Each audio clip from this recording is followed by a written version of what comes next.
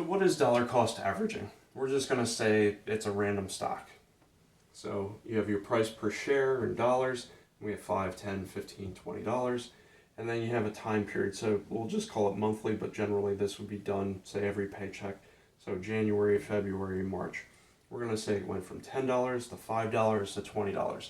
If you dollar cost average, what this really means is that every single time you buy stocks, you're buying a fixed dollar amount. So in this instance, what we're going to do is buy $100 every month.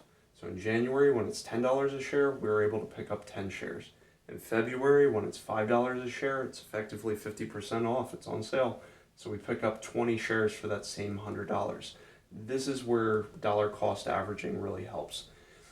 In March, it's $20 a share. So now we only pick up 5 shares for that same $100. So at the end of this, we have 35 shares. And those shares, when they're $20 a share, are now $700. If, on the other hand, you just took $300 and bought it when you thought it was the lowest, in January, you would have $10 a share.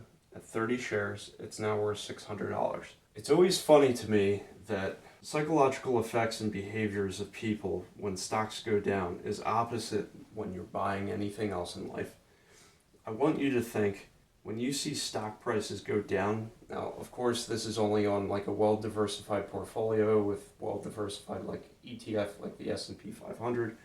If you see it go from some price and it's dropping to a very low price, think of this as you went to the store and whatever you wanted to buy, whether that's food, clothing, a car.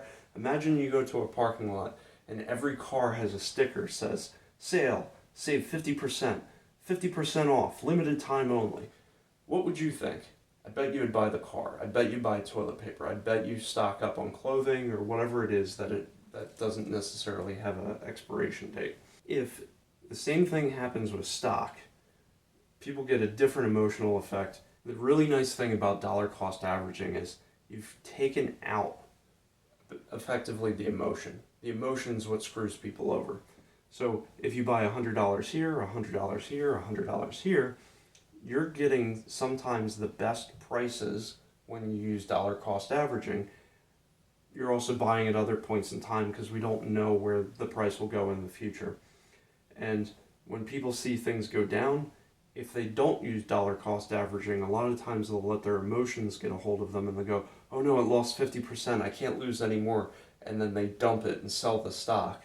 And then what happens is, then it goes dramatically higher in a short period of time afterwards, like in most recessions. So dollar cost averaging ensures that you don't let your emotions get a hold of you, and even when stocks are down and you're still buying, this is basically a sale sign, like fire sale, 50% off, limited time only.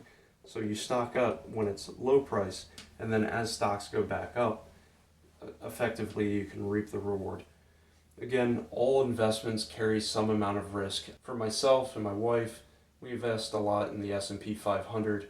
Basically, it has over 500 companies. That could be SPY, VOO, or FXAIX. These are all pretty much the same. The Fidelity one has a lower expense ratio. So expense ratios do come into play, especially long term, but all three of those are very low. Thank you for watching. If you like content like this, please subscribe. I'll show you how to make money, how to invest, basically how to save money on taxes and other ways. Thank you for watching and have a great day.